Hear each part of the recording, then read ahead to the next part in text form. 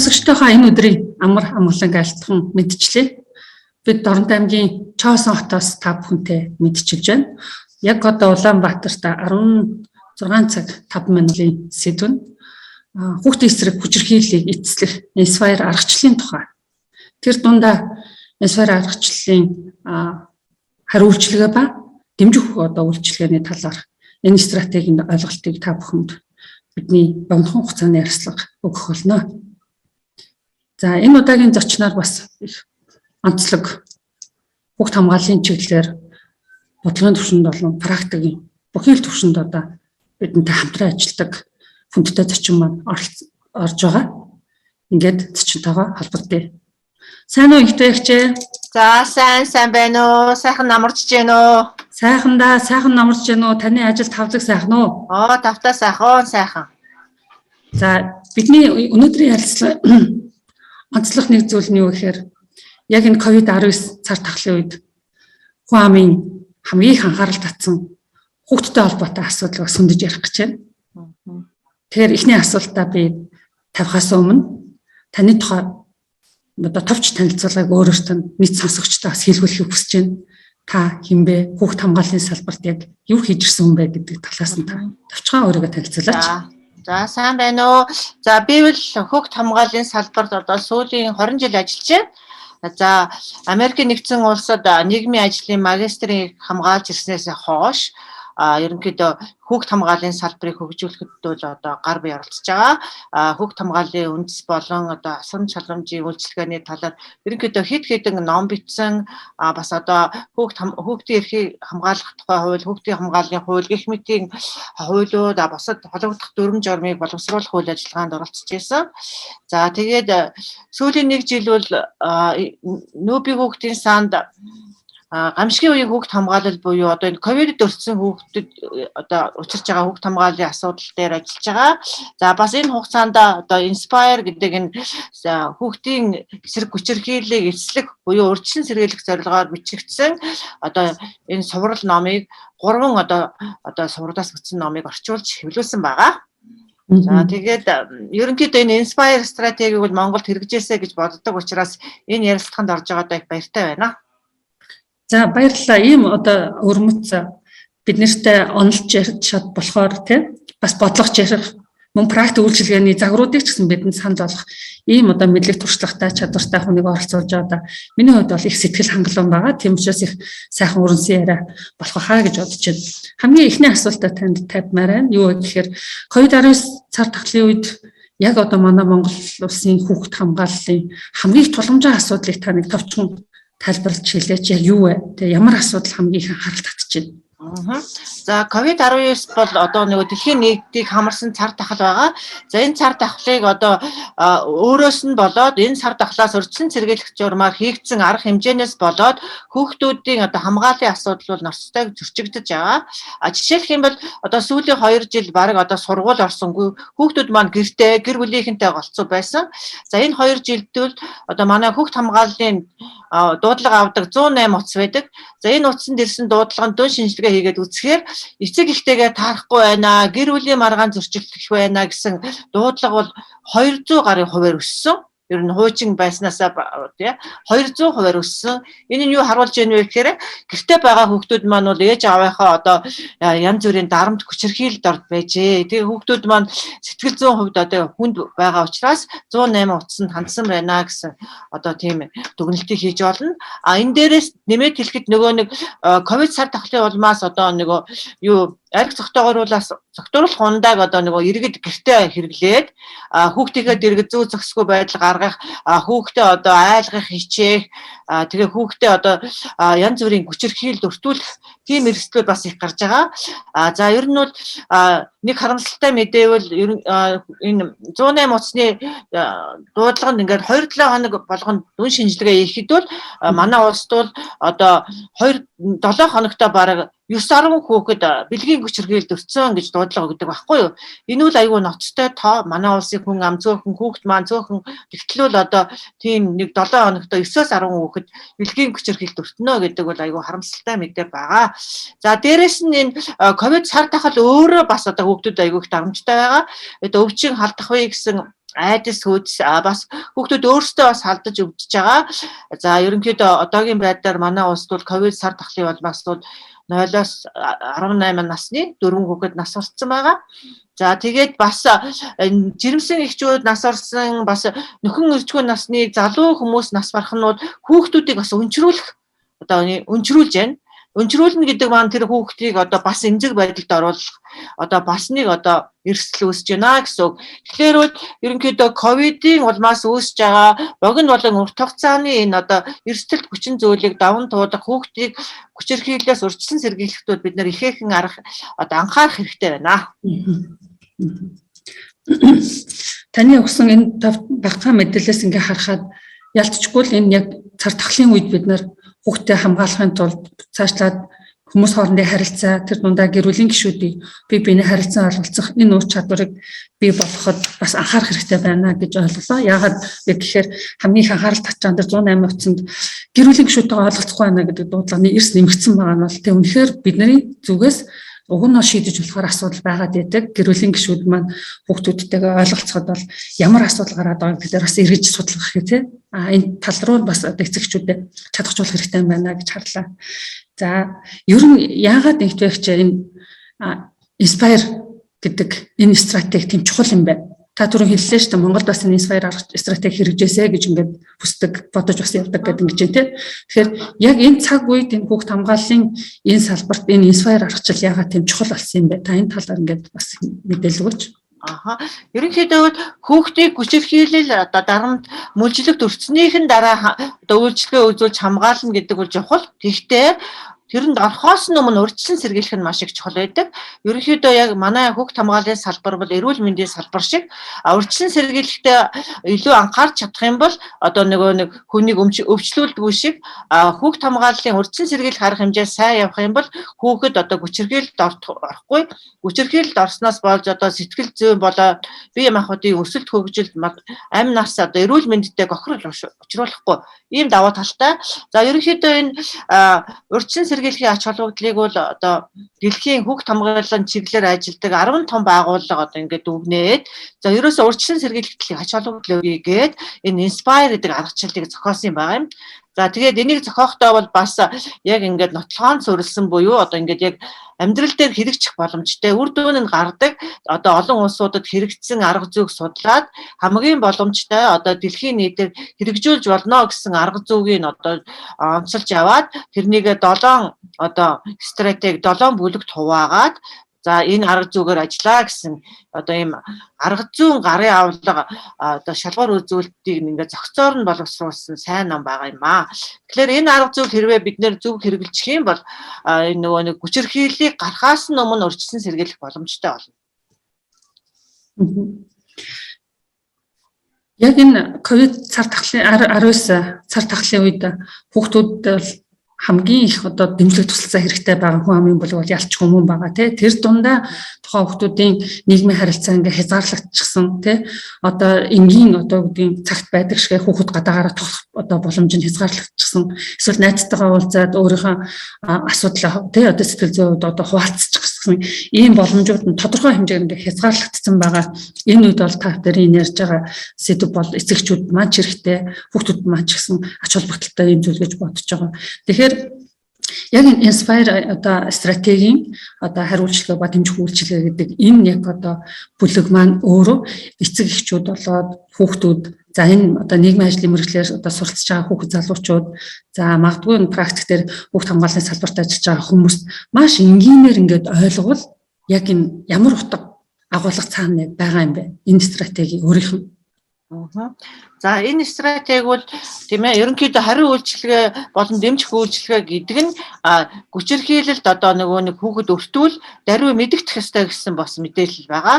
Ерөнхийдөө хүүхэд ингээд далдаар тийм ээ одоо хүчирхийлэлд өртөөд удаан хугацаанд байх тусмаа тэр хүүхдийг одоо хөгжил сэтгцэн эрүүл мэнд хортой учраас аль болохоор эртэлрүүлэх ёстой гэдэг. Тэгээ эртэлрүүлгэнд бол их ач холбогдол өгсөн байгаа.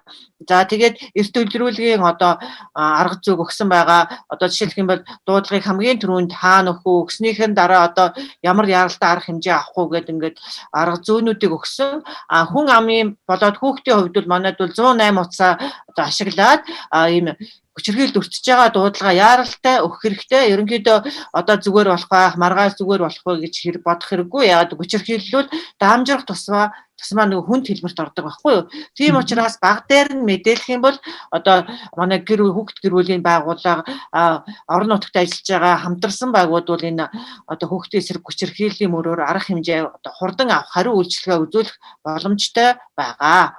За дараа нь бол бас үйлчилгээ үзүүлэхдээ бас хамтын ажиллагаа чухлыг маш их онцолсон байгаа. Жишээлх юм бол хүүхд хүчирхийлэлд өртлөө гэх юм бол тэр хэрэг нь ноцтой байх юм бол тэр хүүхд эрүүл мэндийн эмнэлгийн үйлчилгээ авах хэрэгтэй болно.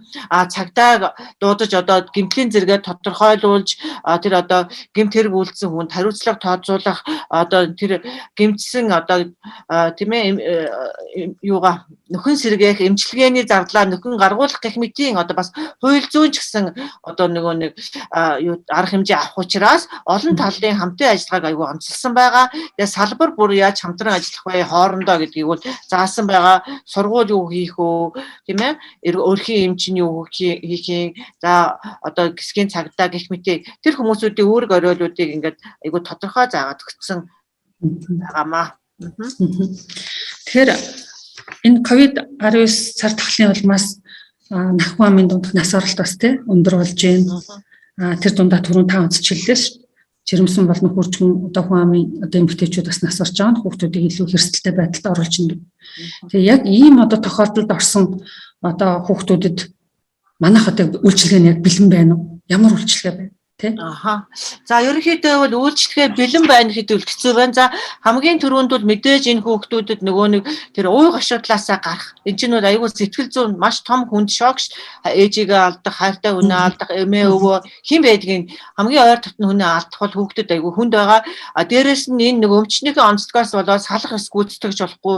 Яг оршуулгыг ёс журмаахан дагуу хийж болохгүй байгаа учраас бүр хэцүү байдаг. Бага насны хүүхдүүд бас ойлгохгүй. За энэ дээр бол одоо мэрэгжлийн одоо сэтгэл зүйч, мэрэгжлийн нийгмийн ажилтнууд хүүхдүүдтэй ярилцах, тэр ууг гашуудлыг даван туулах одоо тэр үйлчлэгээ чухал байна. За дараа нь бол яг өнчирсэн хүүхдээ яах вэ гэдэг. За өнчирсэн хүүхдийг яах вэ гэдэг дээр бол манай улс бас бэлтгэл багтаа байгаа гэж би хэлнэ. Ягаад гэвэл хэрвээ тэр хүүхдийг одоо яг харж хандах хөнгөө байх юм бол одоо төр асарж хамгаалах үүрэгтэй. Гэхдээ төр бол хүүхдийг одоо нөгөө төвлөрсөн асрамжийн газар өгөх гээд байдаг. Энэ үл буруу. Ерөнхийдөө би зүгээр ингээд энийг сонсож байгаа гэр бүл, ах トゥ тийм хүмүүст хэлэхэд бол хэрвээ ямар нэгэн одоо байдлаас болоод тийм ээ одоо ах トゥ гэж үр хүүхд өнчөрөх юм бол битгий асрамжийн газар өгөөрэй. Яаж ийгээд өөрсдөө өсгөөрэй гэж хэлье. Асрамжийн газар бол яг зүгээр зөөлнөр хэлэх юм бол боловсон шорон байдаг. Тэр шоронд хүүхэд олон жилиг өнгөрөөх тусмаа яг ингээд нэг халамжаас хамааралтай одоо нөгөө нэг байгууламжаас хамааралтай тийм хүн болоод өөрөө бие дааж амьдрахад хэцүү болдог. Тийм учраас бол гэр бүлдээ байлгаарай, өргөөд аваад өсгөөрэй. Ерөнхийдөө нийгмийн халамжийн хуулийн 13-ийн 2-ын 2 зааснаар тийм хүүхдүүдийг асарч хамгаалал бол бас асруулагчийн тэтгэврэмж авч болдог. Тэгээд гэхдээ бас тэр хүүхдүүдийнхээ тэтгэмжийг аваад за тэр хүүхдүүдээ мэдээж аав ээж нь нас орчих юм бол тэжээг чи алдсыг тэтгэмж авна. Ингээд бол эдийн засгийн хувьд бол тэр хүүхдүүдийг танд өсгснөөрөө нэг дарамт учрахгүй. Сэтгэл зүйн хувьд бол тэр хүүхдүүдэд маш их хийж олгогдолтой. Хүүхдүүдэд болоод танай гэр бүл бас айгүй том одоо хөрөнгө оруулалт болно. Яагаад гэвэл энэ хүүхд маань зөв сайн хүн болоод өсчих юм бол тийм ээ тэр одоо бурхан болсон аав ээжийнхээ ажил үйлсийг залгамжлаад хүсэл мөрөөдлийн гүйцээгээд явна. Бас одоо дараа нь тэр хүүхэд ч гэсэн танай гэр бүл талархах болно. Тэгээд ерөнхийдөө манай хүмүүсийн донд буруу ойлголт байдаг. Асрамжийн газар бол аягүй сайхан газар хүүхд өгчгөөр бэлэн хоол ундтай гой сургууль явуулна гэдэг. Тэр үл тийм биш.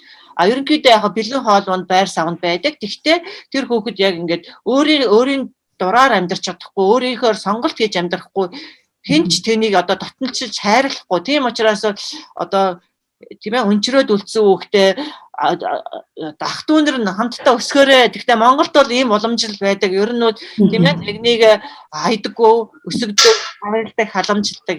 Энэ дээр айгүй голч их сайн анхаарах хэрэгтэй. Тэгээд inspire стратеги ч гэсэн байгаа. Ер нь бол ийм одоо өнчи өрөөсөн болсон яг ингээд гэрээс нь одоо хамгааллын журмаар заавал авах ёстой шаардлагатай хүүхдэд гэр бүл түшгэлсэн үйлчлэгээ буюу энэ садан төрлийн асрамж, асралт гэр бүлийн үйлчлэгийг үзүүлэх ёстой гэдэг тэр үйлчлэгээ бас яаж үзүүлэх үгээд аргачлалыг маш сайн заасан байгаа. Бид манай улс бол одоо мүд одоо энэ тийм ээ энэ садан төрлийн асрамжийг дэмждэг, асралт гэр бүлийг дэмждэг болно гэж бодож байгаа. Яагаад гэвэл нийгмийн халамжийн хуулиар энэ үйл ажиллагаа хийх боломжтой байгаа. Бас нэг зүйлийг тодруулж асууя. Одоо олон улсын хийсэн судалгаар аваад үзэхээр бэлгийн хүчирхийллийн хохирогч болсон хүүхдүүдэд үзүүлж байгаа эрүүл мэндийн болон нийгмийн үйлчилгээнд хамрагдж байгаа хувь их бага гэсэн юм бас тоо баримт байдаг юм байна. Тэгэхээр манай орны хувьд бол яг энэ үзүүлэлт ямар байдаг юм бол яг тусгаалan ямар үйлчилгээ үзүүлээ. Тэгээд тэнд хамрагдах боломж нь хэр байдаг юм бол та.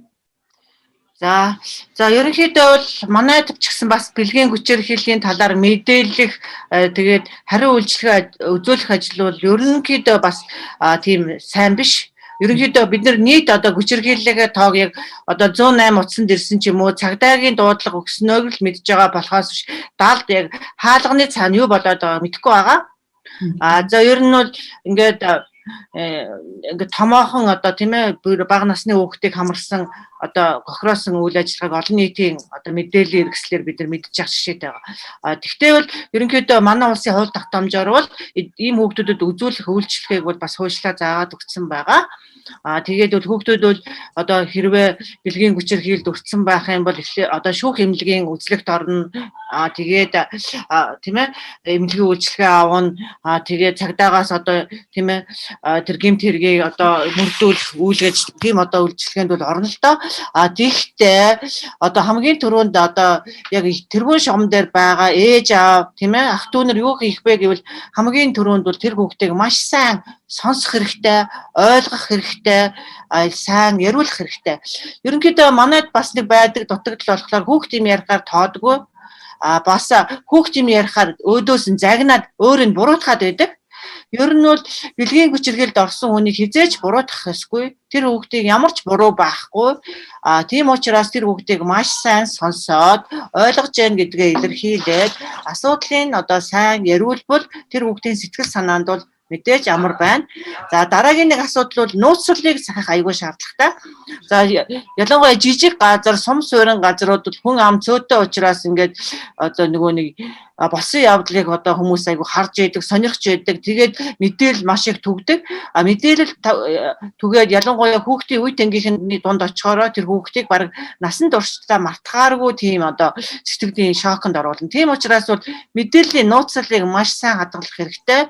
Тэр хүүхдэд одоо аль болохоор тэр хүүхдийг мэдгдүүлэхгүй, тэр хүүхдийг эргэж одоо нэг нэмэлт одоо цочролд оруулахгүйгээр үйлчлэгийг үзүүлэх шаардлагатай байдаг.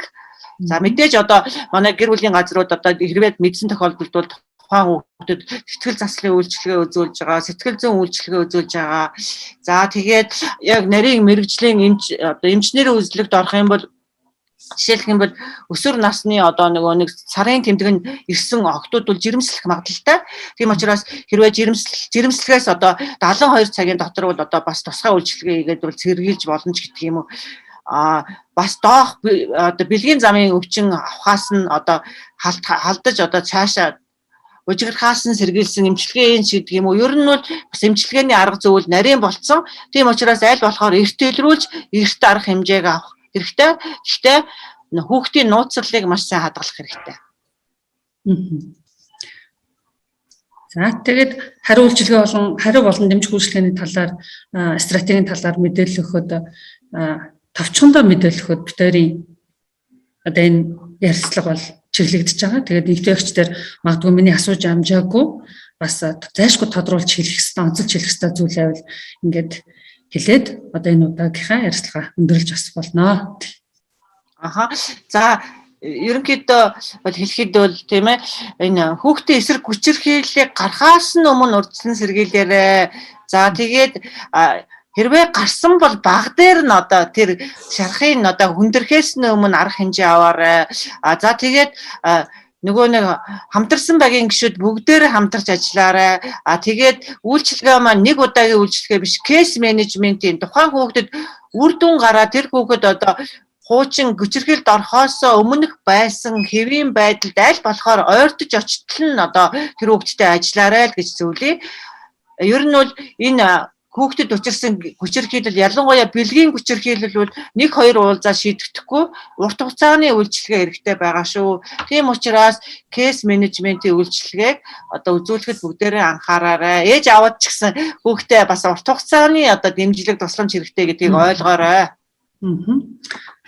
За тэгээ баярлалаа. Таны сүүлийн өгж байгаа зөвлөгөө бол мэргэжлийн болон жирийн эцэгчүүдэд зориулсан маш үнцэнтэй зөвлөгөө байлаа. Яагаад гэвэл бид нэр тухайн үедээ л маш их ач холбогдол өгч хүүхдүүдэд анхаарал тавьдаг ч гэсэн тэр хүүхдийн одоо сэтгэлд нь үлдсэн тэр шарах, биед үлдсэн тэр их одоо гэмтэл бэрхшээлийг удаан хугацаанд үргэлжилдэг учраас бид дэмжлэг үзүүлэх хэрэгтэй гэдгийг бас хэдийгээр сандаг ч гэсэн тэр болгоныг бол үзүүлж чаддаггүй юм байдаг. Одоо мөрчлийн төвшөндөө ч гэсэн юм бас алдаатай үйлдэлүүд бас байгаа. Тэгэхээр ийм сайхан мэдээллийг одоо зөвлөгөөг бас өгсөн их төвчтэй бас баярлалаа. Тэгээд таны одоо хэлснээр энэ Inspire стратеги маань манай хүүхдэд хамгааллын салбарт нэлээд одоо шинэ тухайн үндэслэлтэйгээр хөгж нэвтрээд за бид одоо хүүхд хамгааллынхаа тогтолцоог илүү эрүүл болгоод сайжруулад за тэгээд урьдчилан сэргийлэх үйлчилгээ маань илүү байх юм бол олон хүүхдийг эрсдлээс хамгаалсан ийм үр дүнтэй ажиллана гэж итгэлтэй. Тэгээд энэ удаагийн бидний ярилцлагын хүрээд өндөрлөө зочноор оролцсон мэдээлэл өгсөн танд маш их баярлалаа. За баярлалаа. За энэ удаа ихэд бидний бэлтгэсэн одоо мэдээлэл маань өндөрлөө. Тэгээд дараа уулзалтаа түр баяр та.